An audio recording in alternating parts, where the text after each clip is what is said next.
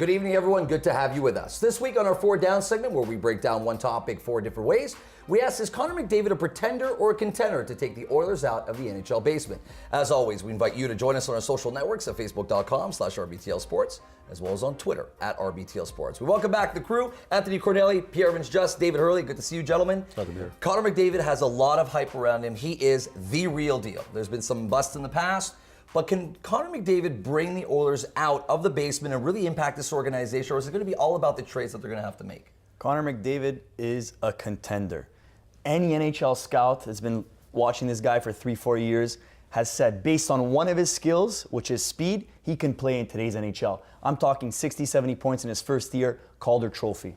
As the entrance music used to go for Vader, it's time for the Oilers. I see him as a contender. I really like his style of play. I mean, he's the next Sidney Crosby. He's a Sidney Crosby 2.0. We saw it in the World Juniors, how dominant he was, coming out from a wrist injury where he got into a scrap. Listen, this guy has all the potential to be great, and what it gives the Oilers is an opportunity to trade away one of their three first round overall picks on that team to acquire a defenseman to help out that team.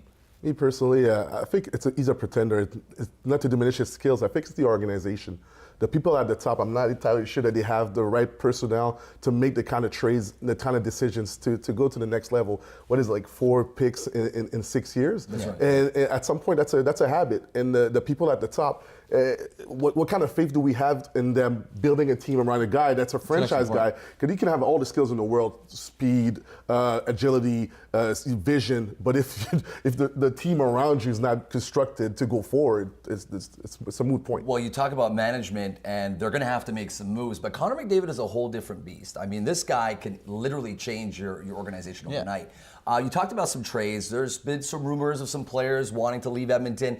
It almost feels like Connor McDavid is going to give the management that last final push to say, it's time now. It's time to make these moves, because we don't have a maybe. We don't have a, is he going to? We have a guarantee, and that's Connor McDavid. Let's take a look at the Oilers franchise when they got Gretzky. It was a young franchise, new in the league, etc., and look what Gretzky did. I mean, I think Connor McDavid is Gretzky-ish. His play on the ice, unselfish, patient. He anticipates the play. He doesn't have the flash of Ovechkin, but he makes the right decisions at the right time, and that's why I believe he could take the Oilers. I agree with you. He's going to be a very good hockey player. Don't put him in that category with Wayne Gretzky. Well, he did say Gretzky-ish. Yeah, Gretzky-ish. Don't put him in that category. I'm a Gretzky guy, but so who's I'm with that. Messi-ish on Yeah, that team? on that team, there's too many guys that are the same style players. There's too many forwards that are, excuse me, pardon my language, but they're very soft. Very guys that don't go in the corners. They're all the finesse players. They need to go out and acquire maybe a tough guy, or not a tough guy, but a physical player and some defensemen. Because that squad is awful, and they still need a goalie. Get that franchise a goaltender, please, for Pete's sake. It's about time. It feels that the team is more of a team of superstars versus a superstar team. Is it fair to say that within the next 2 or 3 years, it's going to take Connor McDavid a little bit of time for him to adjust? Because, of course, there's obviously a period of transition. Sidney Crosby, however, proved everybody wrong. He had 102 points. He came in 102 points. He came in right away, made a difference. Are we seeing that with Connor McDavid? Are we going to see that with Connor McDavid? I think Connor McDavid is going to step into the league and put up 80 to 85 points right away. I just really want to see... the guarantee Calder right there. Yeah, I guarantee he's going to be the Calder winner next year. I mean, Jack Eichel will give a run for his money, but playing on the Buffalo Sabres, he's not going to have much of a team around him to help him out. One thing that his World Junior coach said, and his coach in the OHL says, that his maturity is one of his best characteristics. Now, he's coming into the league at 18, 19 years old. He's got to be mature. He's got to be able to handle what the pressures of playing in Edmonton are to carry the team. And there's no question he has the skills, but the team itself, that's why for me it's a pretender, because he can have all the skills in the world, but if there's nothing, if you don't have any faith, the fan base, do you really think they're going to be patient waiting for 2-3 years for a guy? He can score 100 points a year. Yeah. It doesn't matter if you don't move. I would think with Connor McDavid, he's a different player. Yeah, they might give him that time. Anybody else, I agree with you. They hit the nail on the head when they drafted Tyler Hall, but they didn't get it with Nugent Hopkins and Yakupov. I really think they hit the nail on the head again with McDavid, and I think it's going to help that franchise. They'll be a playoff team next year. Gentlemen, stay right there. We're continuing on right here on Reid Between Lines, as our Four Down segment is next. You don't want to miss it. Reid Between the Lines is brought to you by EliteSportsTours.ca. What are you doing this weekend? Welcome back to Reid Between the Lines. On this week's Four Downs, where we discuss one topic and break it down four different ways, we are discussing Montreal's surprising dominance of the Senators and its unsung heroes. We welcome back the boys. Gentlemen, welcome back. Great to see you. Montreal Canadiens, Bergevin right now looks like an absolute genius with the moves that he's made. We saw him game one, game two. Are you surprised with what Montreal's been able to do with regards to its dominance? I'm not surprised. I mean, we could see it last week how I was defending the Montreal Canadiens, and I picked them to win in 5 to 6 games. Really, they've been playing great hockey. It also helps to have Carey Price back there. That guy was in game 3. He was unbelievable. Petrie, for me, has been a great addition. And really, Mitchell, his forward presence has been phenomenal. And the physical presence that Devontae Smith-Pelly has, unbelievable for the Canadiens. And that's why they've been dominating in this series. DSP has really stepped it up. We were talking about how important and crucial. I actually mentioned how crucial he was going to be for the Montreal Canadiens, and he has really stepped up his game. And the whole organization stepped up their game. From the fourth line to the first line, you're seeing Pacioretty come back. You got some contribution from their fourth line guys. Dale Weiss, he is one of the unsung heroes. We were talking about it before. But the Montreal Canadiens, this series could be a lot tighter. It could be a lot tighter than what it is right now, or it could have been. But they've been able to plow through. They've been able to find the right guys at the right moments. Yeah. And now you understand the pickups that Bergevin has made. And we kind of said at the beginning, well, why him? Why him? And now we're understanding. Well, we all know, sorry to cut you off. We all know in hockey in the playoffs, the superstars usually cancel themselves out. So we're going PK up with Carlson, and we're going Anderson, who stood on his head yesterday against Carey Price. Like you said, Adam, the game could have went either way. So we're looking to our third and our fourth liner unsung heroes. Last year, we had the René Bourque that was a point per game in the playoffs. This year, the way Adam's talking about DSP, I believe that he could be the go-to guy. On Anaheim last year, I think he had 5 goals in 12 games as a third-line guy.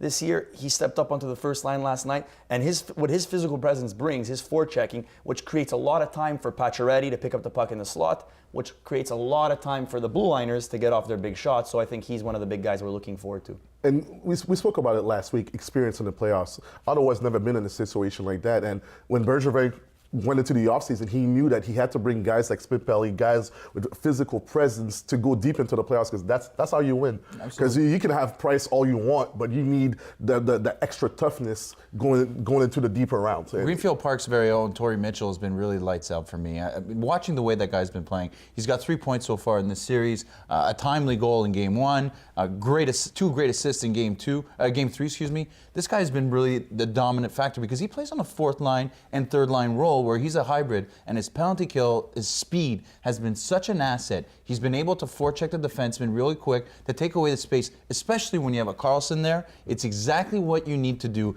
and you let them go down low against us, and that's what I said. I think it's the most important thing. You can't let the Ottawa Senators control the puck up high, and that's been helping out the Montreal Canadiens. And their size, they took a beating. The Habs took a beating. Absolutely. In the first couple of games of the series, they took a beating. They're really putting their bodies out to pay the price, and that crucial price that you need in the playoffs. I'm curious to find out, before we go to break, in terms of the Habs, this is a statement series for the Montreal Canadiens. Nobody would have. I know you called in 5 or 6. You put 6 in there, so it's not the same. There's a little doubt for sure. But to win this series and to be able to do what the Habs have done so convincingly is definitely a statement, I think, in the Eastern Conference that they are. There's so many skeptics about what Montreal can bring, or Rangers or Tampa Bay. Getting out of the first round, we're seeing it right now with Washington and the Islanders series. It's not an easy. It's not an easy at all. thing to do. And their experience that they gained last year, going to the Eastern Finals, was really, really been huge for them. And it brings this nucleus of a team together very tightly. And when it comes to those tight games, those 1-goal games, they have the confidence they could do it. We saw it with Dale Weiss scoring with 6 minutes left, and then scoring a big overtime goal. They're playing smart hockey, and that's what's going to get them through each round. But do you think that the break that the Canadiens are going to have after the Senators series, like last year when they swept Tampa Bay, they had a huge break. They went into the Boston series, and you think it costed them because they weren't on the edge, and they ended up going 7 games with Boston, and they were so beaten up when they got time to play the Rangers. They got simply put, you do not beat Carey Price 4 times in a row. No. Period. No, you do not. And in this league, anybody will tell you that he is hands down bar none. You will not lose. You have to score 4 goals to beat him in a game, and you're not going to score 4 goals to beat Carey Price. Gentlemen, stay right there. We're swapping one of these guys out, and we're swapping him in with quite the surprise guest. Find out who's next. Stay with us. Reid Between the Lines is brought to you by LavalCosm.com. It's ball hockey time. Read Between the Lines is brought to you by Tilmar.ca. Innovative designs in the ceramic industry. We're switching up gears on Read Between the Lines as we've swapped out one of our RBTL contributors to make room for this guy right here. That is Bruni Sur, an Olympic gold medalist in the 4x100. I remember that race. I was 16 years old, and I will never forget that race. What a great moment for Canada. A great guy for you to do our show. Thanks for taking the time. Hey, thanks for inviting me. To your right is David Hurley, RBTL contributor, and to my left, Pierre Vizjas. Great to see you. Good to be here. All right, gentlemen, boxing, and more boxing. Quebec loves boxing. There's so many storylines out of Quebec, but the biggest storyline right now is obviously Mayweather and Pacquiao. This has all the recipes of being the greatest fight of all time in terms of hype. We don't know if the product will deliver. Your opinions, first and foremost, about what this means for boxing. Is this what's going to bring it back? I think that's what's going to bring it back. I think, to me, Mayweather is like one step ahead. So we know who your winner is in the fight? Yeah, my pick is obviously it's going to be for him. But to say that it's going to be the greatest fight of all time, I have Muhammad Ali. To me, it's going to be there for a long time again. It's like comparing to basketball. Jordan, it's right there. To me, it's the same. Yeah, it's tough. The only thing that I see, I don't see Mayweather being the greatest of all time, even if he wins this fight. I think this is the greatest hype of all time. I think this is the first time he'll get over $100 million in the pay-per-views. What I do think is going to happen, I think Freddie Roach and I think Pacquiao are going to give a real good matchup to Mayweather. I think the speed is going to be there, and I think tactically, Freddie Roach, being the best coach that he is, he will give Mayweather a challenge, and I do think that there's a chance for an upset. A chance. There's a chance. In terms of picks, there's no question that's Mayweather to pick for this fight. Well, there's no question for you, because I'm in Team Pacquiao. You're Team Pacquiao? My condolences. At the end of the day, you have to look, boxing, and it's all about matchups. Yeah. And you can say Pacquiao's probably in the past 6 years ago fought a lot of the guys that Mayweather fought and beat them more convincingly, but Mayweather never fought anybody that was drained like De La Hoya. He fought a strong De La Hoya. He fought a strong Cotto. And when Pacquiao fought these guys were drained. They were at the optimum. And that's a difference. In Mayweather, you can say that Pacquiao's never fought a guy like Mayweather, and Mayweather's never fought a guy like Pacquiao. But at the end of the day, it's smarts. And there's a reason why Mayweather is 47-0, and there's a reason why we're even having this conversation, because he is quite possibly, if he wins this fight, for me, even if he doesn't, he's definitely top 10. All right. So let's throw that question out there. So win or lose, in your opinion, who has more to gain in this fight, or who has more to lose in this fight for you? Where's the pressure more? Is it more on the side of Pacquiao to finally become, because instantly Pacquiao cheats the system if he wins this fight.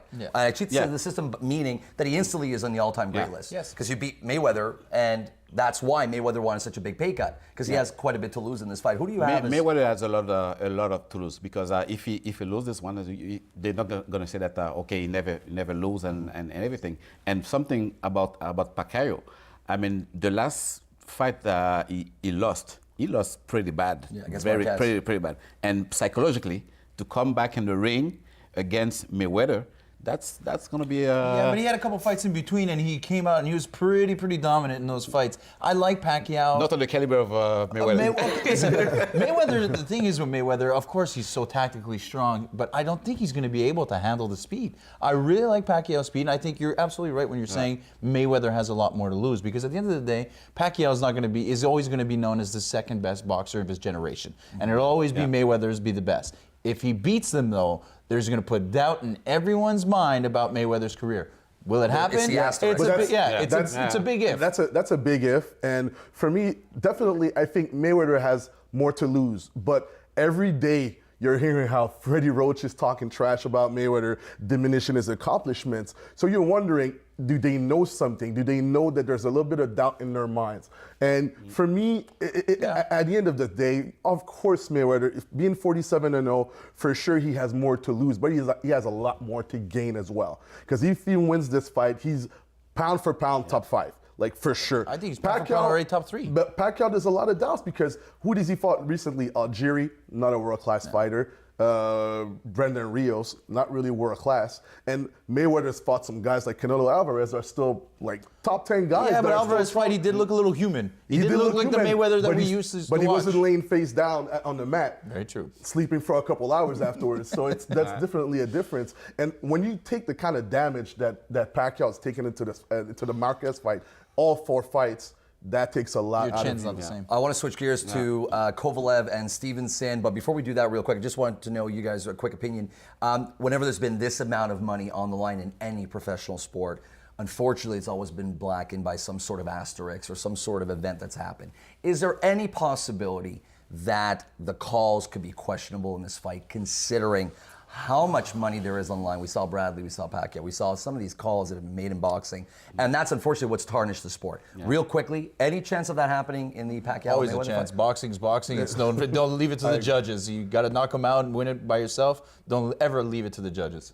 Yeah, exactly. You agree? Yeah, there's always a chance. I mean, that's regrettably that's the plight of boxing, but there's always a chance. Absolutely. All right, real quick, I want to talk about Stevenson and Kovalev. You know, Stevenson's taken a lot of heat for ducking and more ducking. He could be the star of Duck Hunt on the old Nintendo game, but I will say that he's finally stepped up. He's put out the calls. He's saying, look, I'll fight. It's time.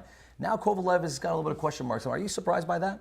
I was very shocked by that. I mean, I don't. In boxing, there's so many rules. There's so many this and for amateur also. I've been talking to a lot of amateur sport. I mean, Kovalev now is saying that he's the greatest fighter in this category, but now Stevenson is the champ.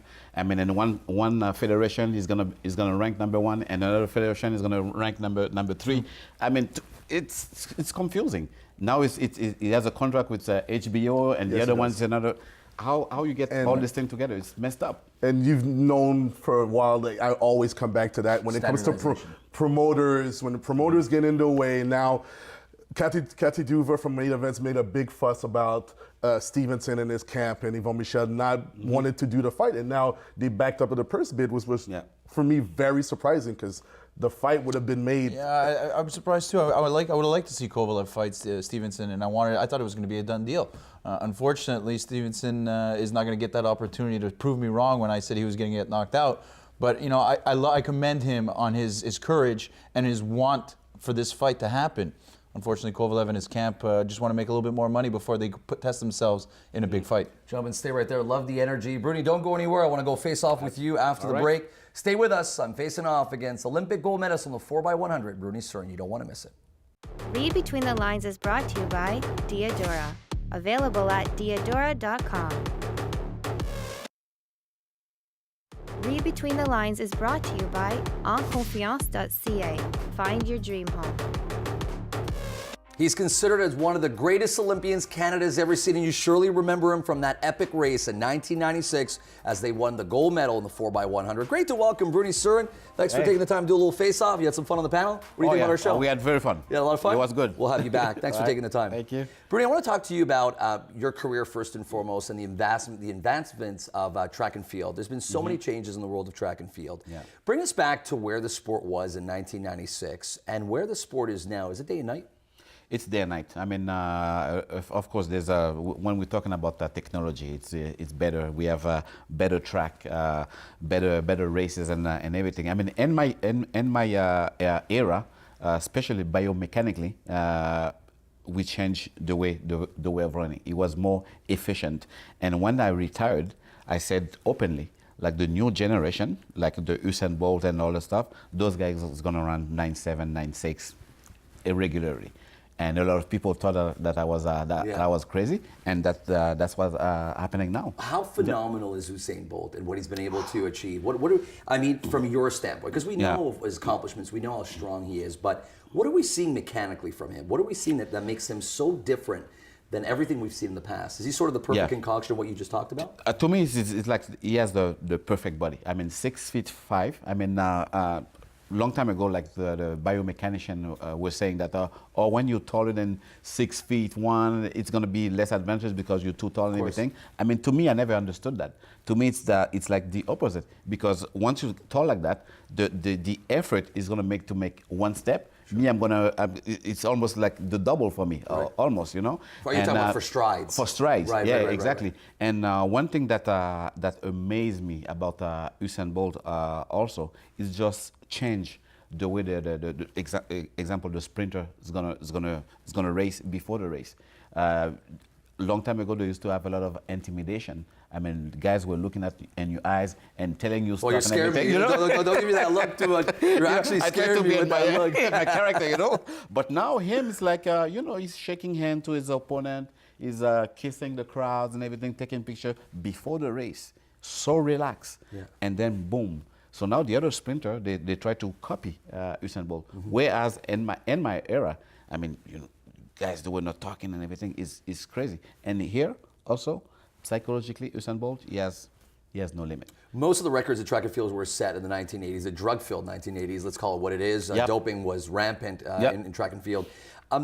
Curious to know your opinion on the starting grid when Ben Johnson ran that 100 meters. How many out of the guys who were on that starting grid, in your opinion, were doping at the same time, but Ben Johnson being the go-to fall guy? Of course, that I said if Ben Johnson wasn't Canadian, he was, I don't want to say the country because I don't want to be in trouble because I go there all the time.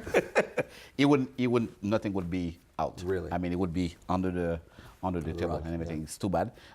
There was drugs in that era. The bad thing is there's drugs today, and what's the baddest? There's going to be drugs tomorrow. So Well, let's talk about that moving forward, because the cheaters always seem to find a way to catch up to technology. Yep. But do you think there's ever going to be a moment where technology will outpace it? Because technology has gone so incredibly good and so incredibly exact and precise. Yeah. Do you think there'll ever be that gap where finally that want, I'm guessing, from a track and field athlete to be in an environment where it is cheat-free, that it's parity, it's fair across the board? Do you think that's going to happen? That's a question that I was asking myself. I'm 47 years old today. And once I start running and long jumping, I was 17 years old. And that's 30 years later, Right. and we're still in the same position. The people who are like cheating and everything, today they're still ahead of the technology and all the stuff. It's too bad. I'm curious to hear your opinion as well in terms of the support that the government gives these athletes and track and field athletes in general. Has there been an investment on that front in terms of how hard it was for you to do it versus some of the sponsorships that are landing now? You're a really creative guy. We see you in commercials. We see you on shows. And I saw it. I caught you a couple nights ago. Don't pretend it's not there. It was a great commercial, by the way. Thank But you. it's Thank you. great that you've been able to. You're so versatile. You've been able to branch out of just being that track and field guy who had one moment of glory, which is clearly not the case. But do you think that track athletes now have to do more of that? Do they think you have to be a little bit more creative? I mean, I'm always been like that. I mean, there's a lot of things that interest me. I mean, once I retired, I mean, 2 years before I retired, I was like, okay, I'm going to retire in 2 years. What I really want to do, what I like to do. I was writing like project on a sheet, and I had a project big like this.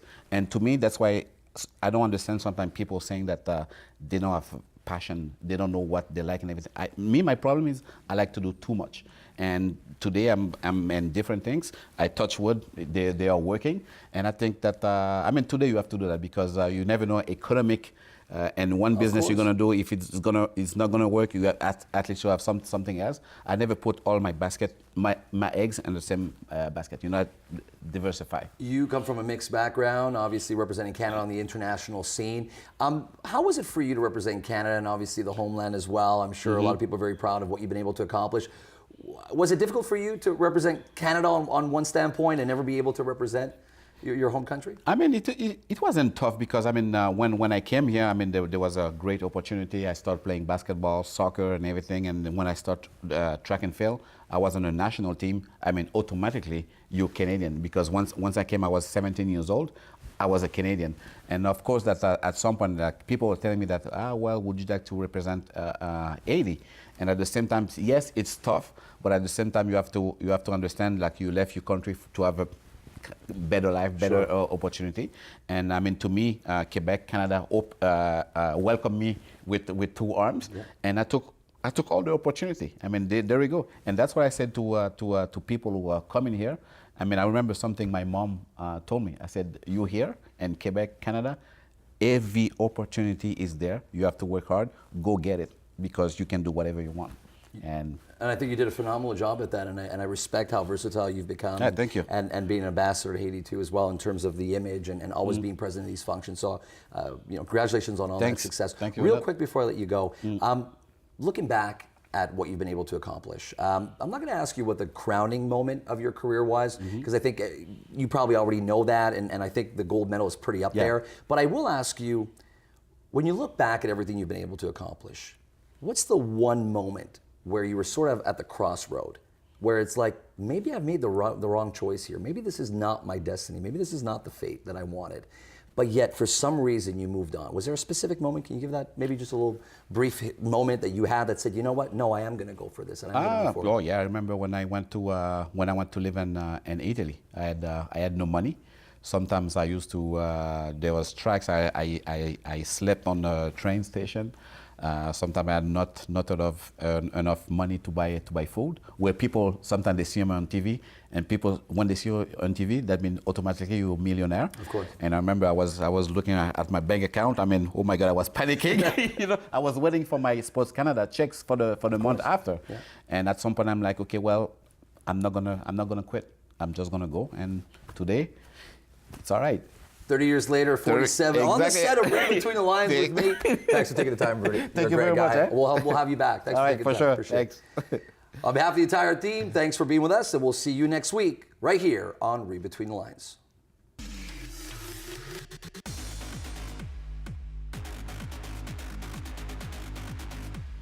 Catering services courtesy of piattorustico.com, authentic Italian cuisine. Adam Reid's wardrobe provided by